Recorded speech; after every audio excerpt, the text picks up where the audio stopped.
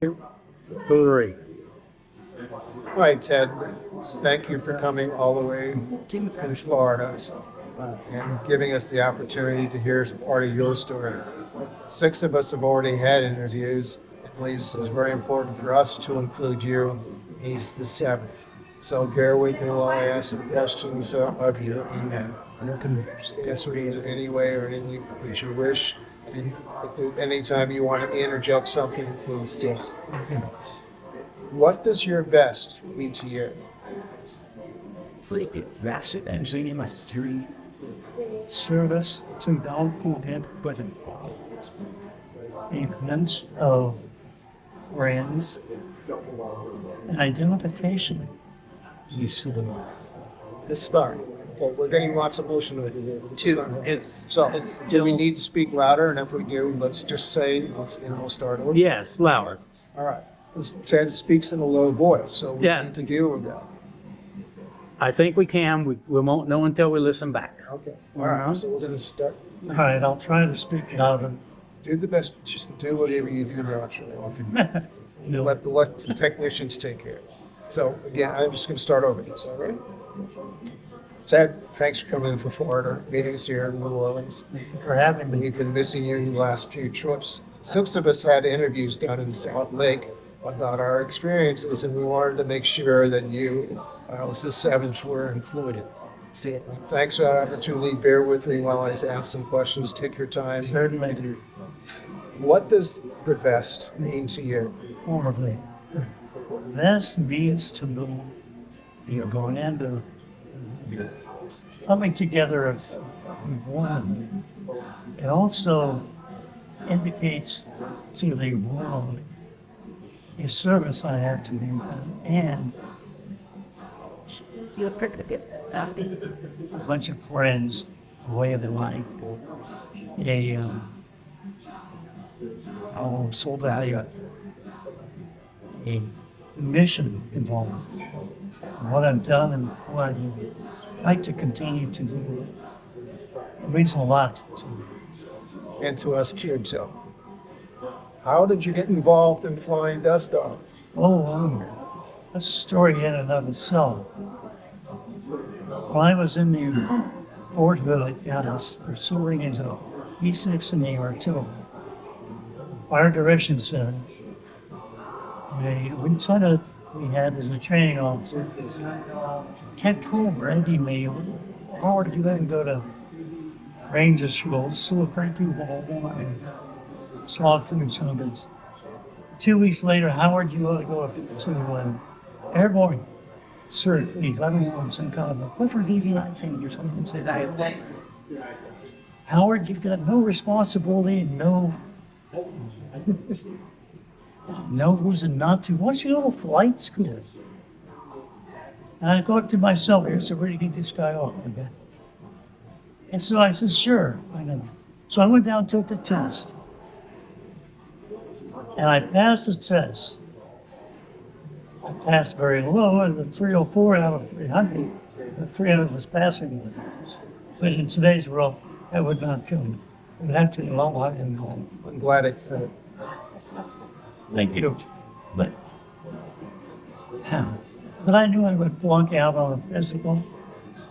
And I had colorblind or a bad too, or something to keep me out. So no worries. I went down. Other opportunities. Yeah, I took that test, and one day they called me and said, all right, Howard, you passed your flight test, you passed your physical. We got two tests coming back. One in November and one in January. No, I'm sorry. I said you got one in November and one in February. Which one do you want? I said, I'll take January. And about that, about that time, a friend of mine came in and said, we got an IG inspection coming up in January. I said, I'll take November. But nothing like what they say is humongous inspection, IG inspection, just where you leave off everything. they inspected everything, right down to the shorts on the bed. So I was going to get out and walk back to the inspector. And You so, had mentioned earlier that you looked far ahead of the plan. oh yeah, I think very far ahead of my plan. I knew exactly how much, in other words, I didn't know anything. I can only wings, both to get in the Army and to go to flight school. It was just a matter of, sure, why not? Or let me out of this situation into another. Well, not realizing I was out of frying pan in the fire. You know?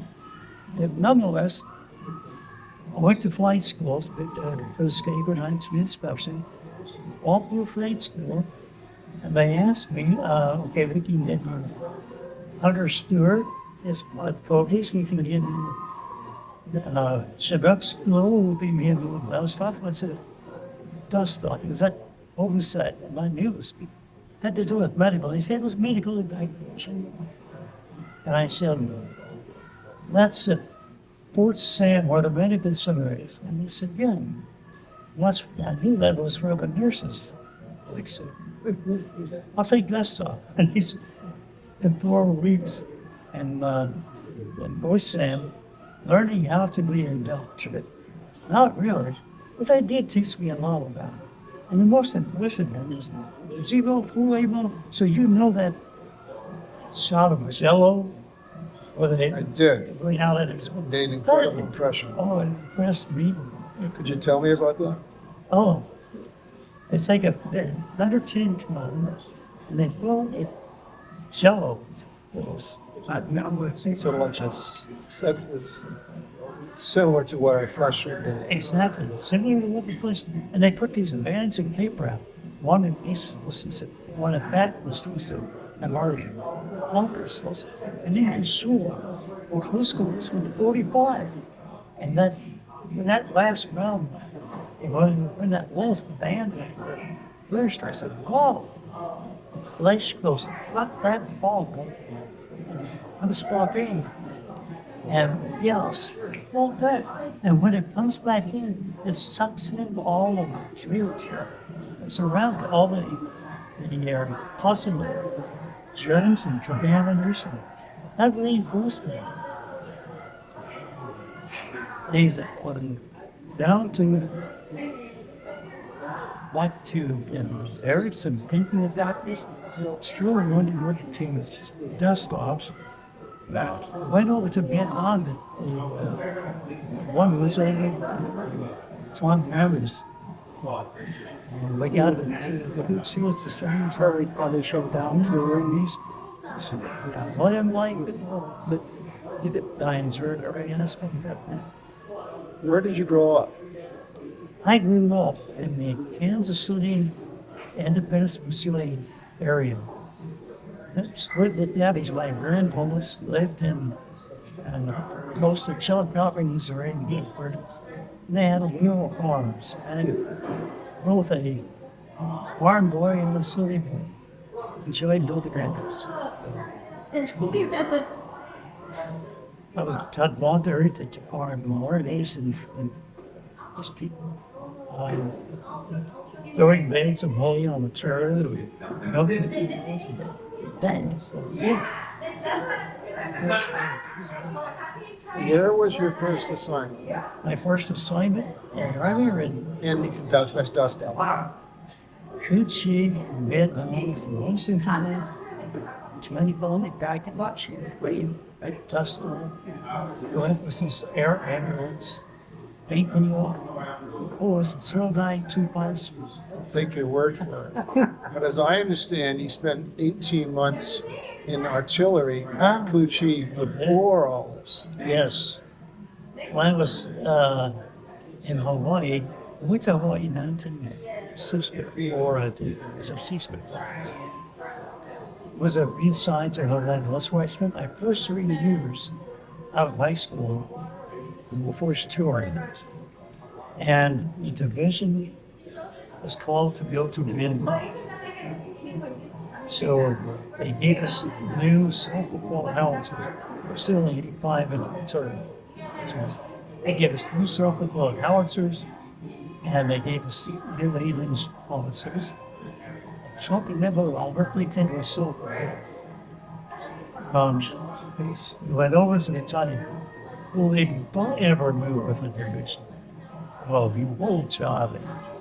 But you guys literally built PG from scratch. Yeah, we built it from 3 flatbed trailers, loaded foundation, surrounded by concertina area, to later railway balconies, showers, washrooms, permanent buildings.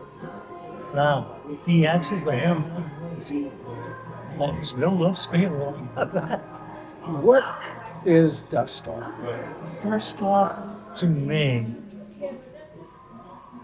is saving lives. It's protecting, taking down that wounded people.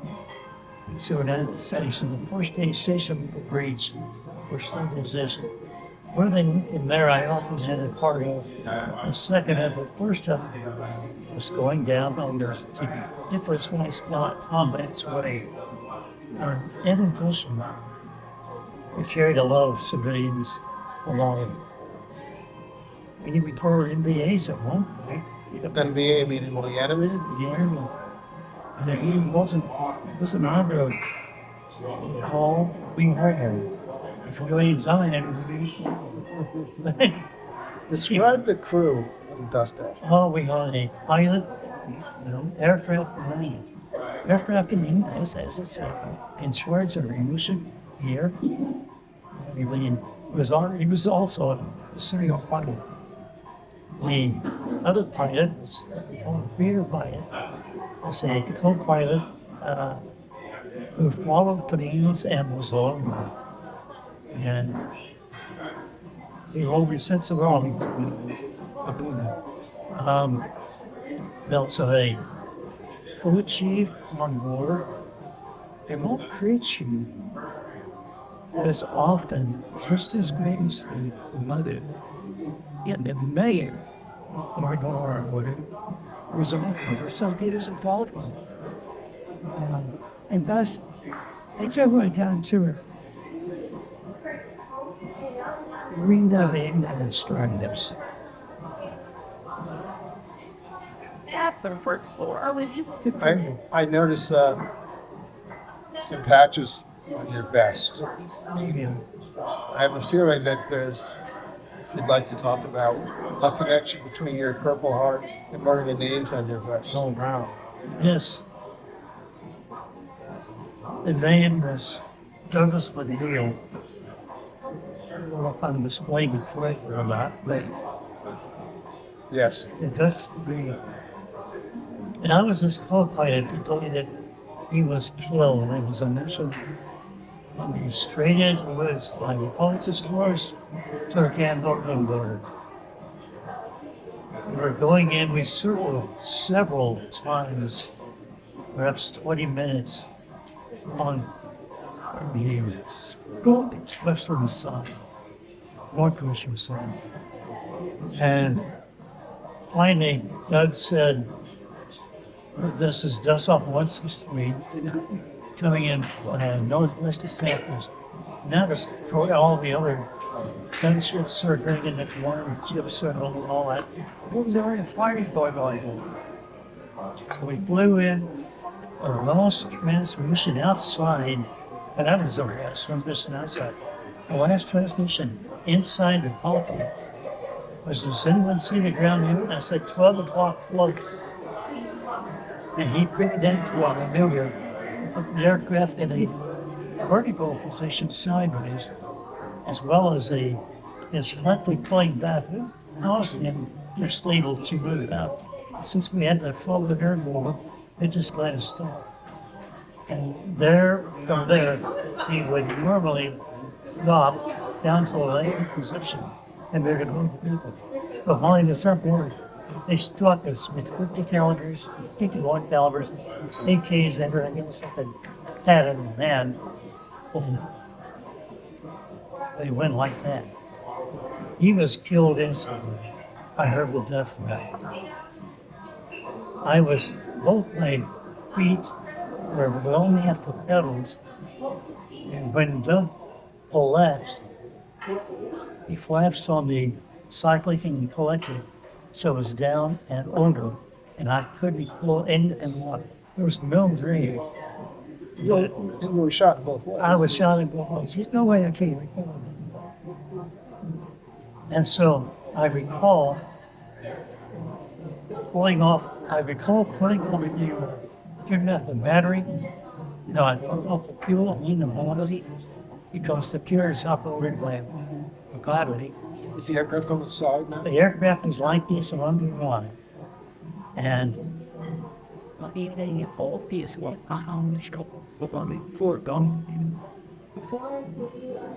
was both putting the harness off and falling down where Temple Man Doug. Excuse me, Dale. Didn't we? Yeah. And then I looked at them in the back of their head as I was crawling out, trying to stay low because she didn't get still out. I saw she looked. I could not hear. Wait, I didn't hear anything at that point. All I should hear was the smoke, my phone, no gunshots, no infantry, no phone. Oh, sir, phone. I didn't hear any of that. I guess, you don't even see it. I was so close on what was going on. I saw the 9% of the smoke. And I never forgot that nobody else was there. They were home. How they got along and where they were, you know. More than I could really say is I was exactly aircraft looking around for something to read out in the front windows with because I could not sorry for fear of being shot. Quote unquote. But I very much still functioning enough to say where may have been shot. And yeah. I spotted the M-Central team, something about a launcher. And then picked it up, thinking I could beat off the lower pressure when this window I saw. But we were on the boat side, on my side, and the fight first on that side. But I was using the rubber lip plate because I did not know if I would need that M70 blade to work out where coming in. And it is at the rubber blade particular weapon. I will tell you, cannot be out in a plexiglass window with a rubber lip plate of anything. It just doesn't work. Particularly when you're shot too late. Yes. It's one step. Thank you. And I looked out the front window and I saw the belly, silver. Ed, I can smell his name like briefly now. I said, and he said, it's the best I can put up. He was crawling, working, and I said, he heard the truth. And he picked up a piece of the aircraft from my side, from the stabilizer bar, so he knew not the currency glass on that, on Neil's side. Or I'd followed up from there, and he said, Chris, that's why you want to come back to me. Well, that meant over 2 years. You know, the enemy was ready to, it was time for enemy aggression. Or there's an aircraft on the ground that aircraft's a certain canvas, and that was where you cross and off the So we low-called doubtful there. And I can tell you there's nothing Army approved low-call that was still in basic. But they want to get to that shit. You know where I go, it all goes, and really, that's the reason we fed. I went to get workers. I was horizontal, when I was spacing up, back long. I got back from the ship, got back in the center, and there was, the crew chief.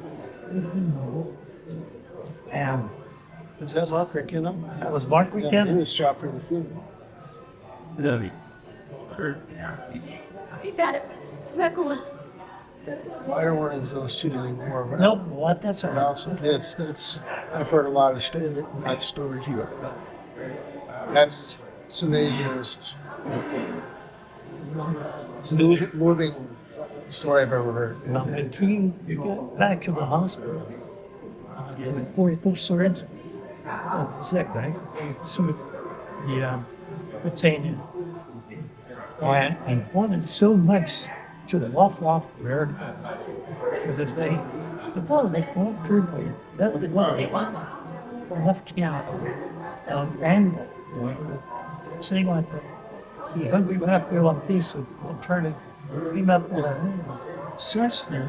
It came out of body fat, go out playing, on the operative, and entered the end. I'm so glad to walk in the house. One just old man, still about breathing. So a couple of walls choking me, they're very surfing in your head. Okay. We went to the, they cut the name exorcists everywhere. All this. You don't cut no next because you cut the Wilson. And it's a, they'll turn mental. It was this sunshine. As I get to, I was on the greater. It's mostly because since they belong to our hospitals, I couldn't even tell you. And before he went down, I remember sorry, it's over the belly, coming down to visit me the next way. And I came in and he said, Mr. Maury, I came back to the airport knowing that you were still in me. We're hoping in there, son. And you know, see him go around. And he says, as I got close enough, I could see him in the window of the aircraft. And you remember giving me a great will on your face. It'll be somebody. Spurt. I said, I don't even, they sent me down to various hospitals. I was looking all of these at the hospitals. I got back, they sent me back to Coochie and brought home duty status. So I got hobbled down a week or two, and I remember I used to sneak over. Because he got to go in for a medical check, so they were all going to school. And the doctor said, all right, he says, listen, you stand on me, tiptoe. So I stood up on my back foot when a big society lost to run. And they looked at the records and says, all right, how long is somebody to left? He come in. I had no work of physical therapy. Before I could do that, to me, came back and finally got on flight status. And then back to Crowley. Then I made aircraft commander and got 4 weeks per year. All of the girls that I've been here with the aircraft. So it took me out the cradle for longer. Being shot and then after that, I never in the first mission. After being shot, I was with Connie Quinn. I was out of Tainan. And Connie liked to fly in weights, so I was in last. And we were called in on a hoisting mission. The guy on the pilot on the right seat never was has the panel control with the 45 caliber bullet shooting through the table on the horse. They were over half an hour. So that was my decision in waiting. And if I made it to the area, if the hoist went down and we started taking fire, so that looking at it into grenade. They knew I was looking burning. So I was set under controls. I had to wait until the hoist was over to muscle. I could not take off because it was standing there. I could not fly it. And yes, I absolutely had to, because our pacers were there, remember, say so many words before I could eat it. And that took me. It was really real, a little strong in the earth, so I remember taking 5 years. But there's the one where I took control. And I went there for high altitude. My brain shit, okay. Everything worked. And my only concern was lower. If you have a rig out there, you can't see them. Oh, or if you can't see them, they can't see you. And that's what put me standing in the house full. Because if they can't see him, they can't watch him. If you study on the controls until the first clean or hook, figure out. Talk about getting back in the saddle. Oh, wow. And it's switching with your military experience. How is it translated into your life since then? Interesting question. I went through getting laid out now, getting various jobs. I was a service municipal manager in maintenance at a couple of hospitals. I decided I really needed some authority. So I went to be a maintenance supervisor in a school district and was just treating orphans and then they were a. So I got an opportunity to apply for a new position at the Army War College in Brand, Pennsylvania. I took it. I applied for it, and I think what got me the job was at an interview with the colonel at one time. He said, what would you like to see in Corps? I said, with my Army and Dustoff experience, I have to learn a huge helping others. It was something all better off for you. Thank you. I think you've sort of answered this, but the question is, what do you want your legacy to be? I'm hoping to make it so. If I so serve anybody out there,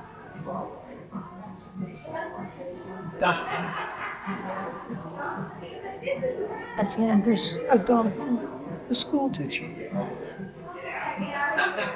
That's my notes.